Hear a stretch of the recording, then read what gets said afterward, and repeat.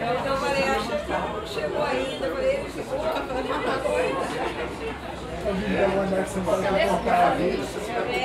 assim, ai, legal, vou procurar na internet. Pode ser.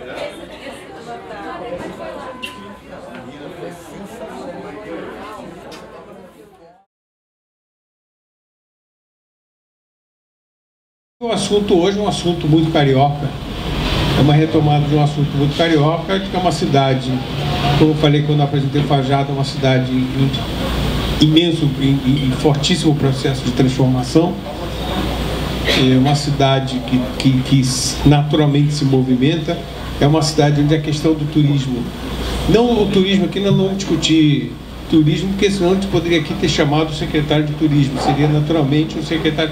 Mas principalmente nós vamos falar de conteúdo e falar do que a cidade pode ter em termos de agregar, atrair, receber, aconchegar as pessoas.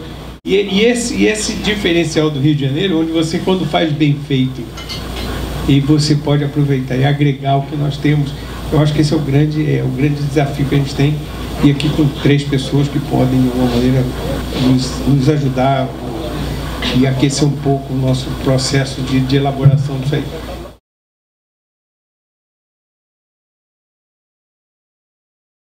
O que eu acho que é importante se dizer, talvez seja exatamente do modelo a ser escolhido para esse turismo na cidade do Rio de Janeiro. Eu acho que a gente não tem um modelo definido que possa vir a trazer o turismo toda a potencialidade que ele tem. Nesse ponto, a gente pode falar de uma questão que seria a criação de um conselho, né, um conselho que não fosse governamental para discutir essas questões. E para isso a gente precisa definir quais as áreas e quais os setores, e aí eu estou falando a nível de uma discussão um pouco mais ampla, do que seria exatamente as pessoas que viriam a compor esse Conselho de Turismo, que seria exatamente o setor de entretenimento, setor cultural, mídia, cinema, né, serviço. E essa ideia é uma ideia que a gente tem pensado com muito carinho de tentar criar isso. E por que não esse conselho ser um conselho municipal, né, ou estadual, como já existe? Porque, na realidade, a gente tem um trade do turismo no Rio de Janeiro, ao meu ver, um pouco ainda atrasado, que tem uma visão um pouco fragmentada do que seria uma proposta de turismo para o Rio de Janeiro. Então, seria a gente tentar entender como a cidade como um todo e tentar fazer com que essas atrações e todos esses ativos turísticos eles fossem trabalhados, né? Como é o Baile de Charme de Madureira, a Feira das Inhansãs também, o Trem do Samba, que são eventos assim incríveis que muito pouca gente conhece e não fazem parte de um calendário de fato efetivo da cidade. Na questão falando exatamente do setor, que é esse setor que recebe esse turista, que é os hotéis, os bares e restaurantes, a gente tem que também entender a capacitação desse setor para tal. Nós somos hoje os maiores empregadores da cidade do Rio de Janeiro. A gente emprega mais do que o dobro de todas as atividades econômicas na faixa de 18 a 24 anos. E quando a gente começa a ver qual o preparo que essa mão de obra tem para vencer esse desafio de receber esses milhões de turistas que aqui vêm, a gente começa a entender a dificuldade que existe. Então, a gente tem que pensar de que forma a gente vai fazer isso, porque o turismo que a gente tem, ao contrário de um turismo, por exemplo, como o de Cancún, a gente tem um turismo de convivência. É o turismo de quem vem viver a cidade. Então a gente tem que estar com a cidade pulsando, a gente tem que estar com ela preparada em termos de sinalização, em termos de equipamentos turísticos, para que a gente possa realmente receber esse turista, que é o turista de convivência. Então, basicamente o que eu queria, Manuel, era fazer essa introdução e aí, enfim, está à disposição para a gente depois falar um pouquinho mais.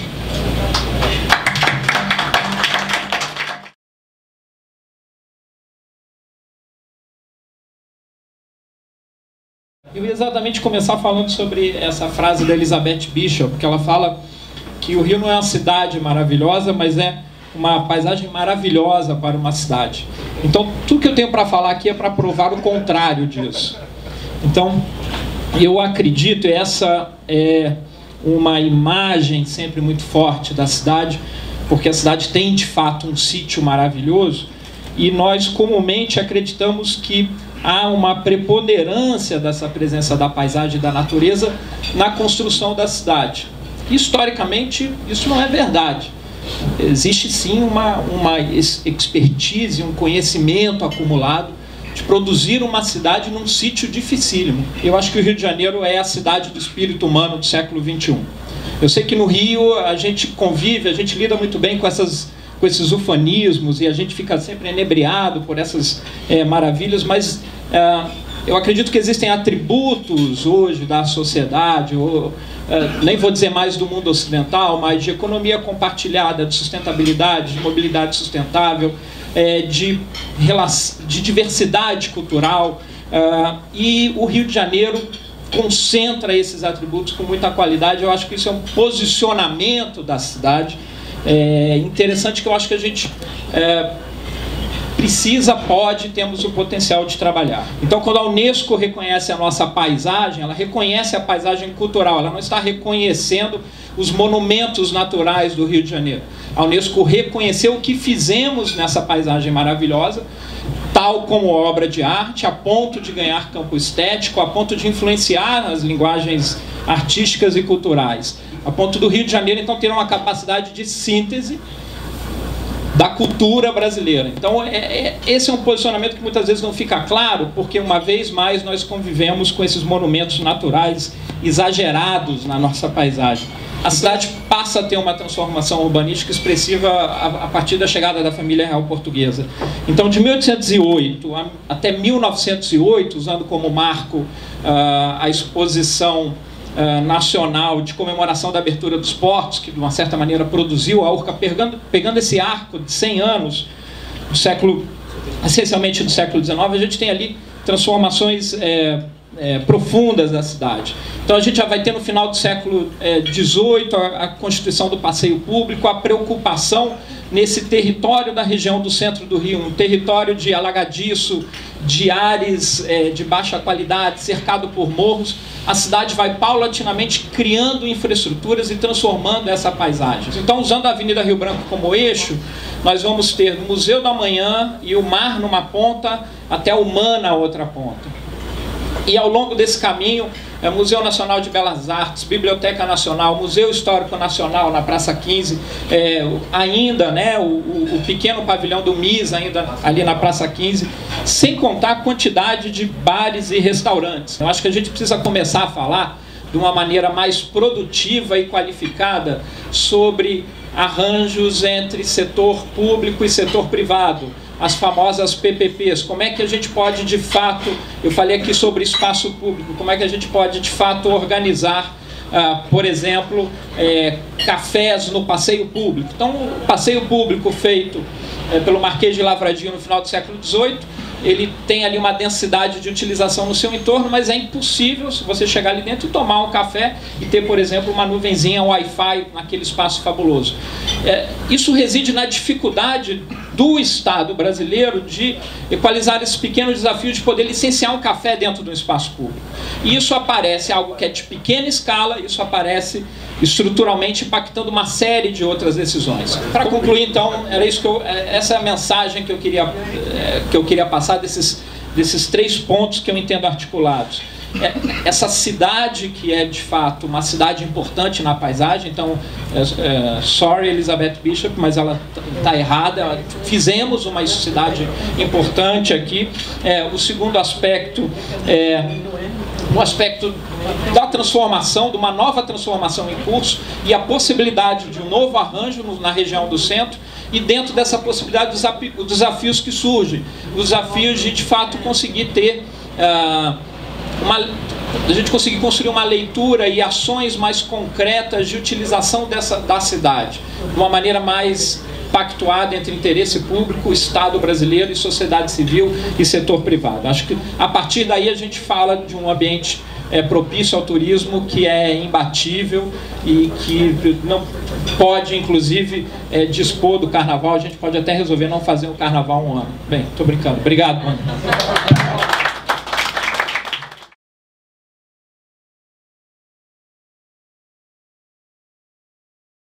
Museus estão sendo entendidos dentro de uma dinâmica turística como drives importantes de cidades das grandes metrópoles do mundo.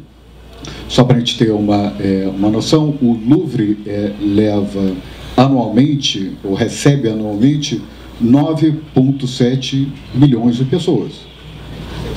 O British Museum leva 6,7 também, né?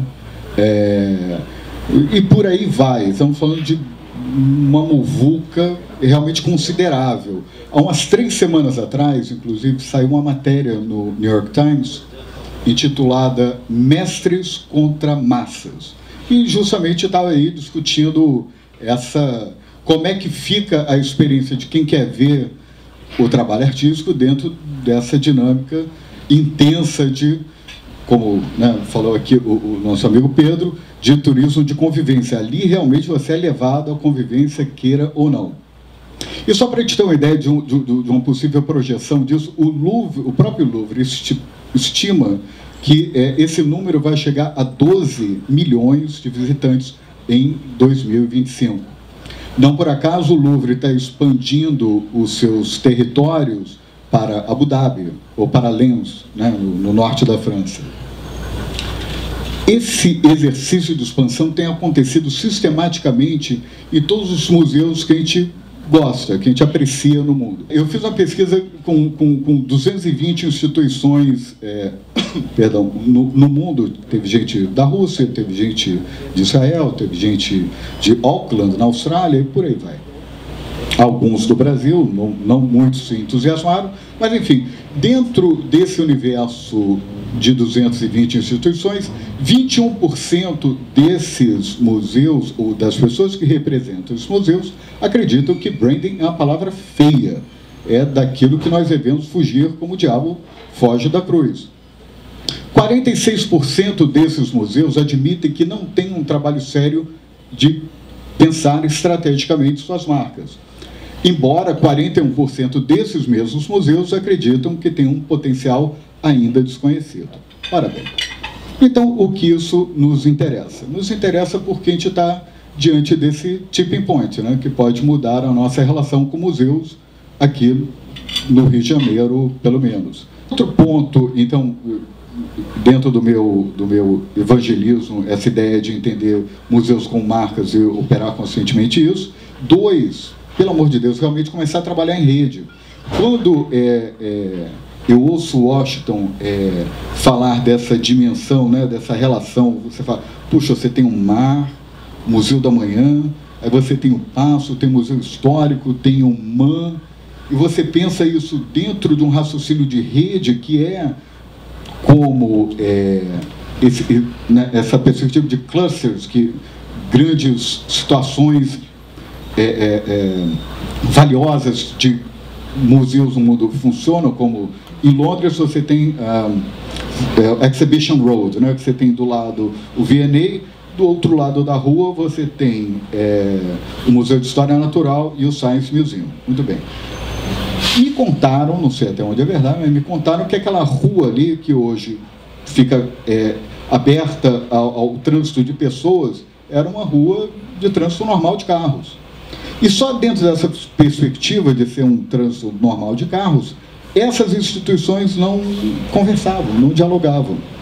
Mais ou menos como a gente tem CCBB, Passo, Correios, que cada um toca a sua vida, ninguém conversa com ninguém, você começa a ver colaboração do mar com a Daros com o Parque Lage, e por aí vai. E esse é o tipo de dinâmica que nos interessa também muito para fortalecer essas instituições, também do ponto de vista turístico. E, finalmente, o terceiro ponto é gerar dados, números, inserir uma dimensão de valor público na discussão, que a gente muitas vezes fica confortável com o conceito ou certo mantra, né, citando Tony Blair de educação, educação, educação, e a gente não consegue medir isso para valer, né? A gente não consegue medir essa dimensão de valor público com dados que nos dê evidência deste tipo de contribuição. Coloquei aqui, estamos confortáveis com o intangível, estamos confortáveis em investir 1 milhão numa exposição de 3 meses, mas nem pensar em investir metade desse valor no estudo aprofundado. Enfim, essas são as pautas que eu queria trazer para vocês.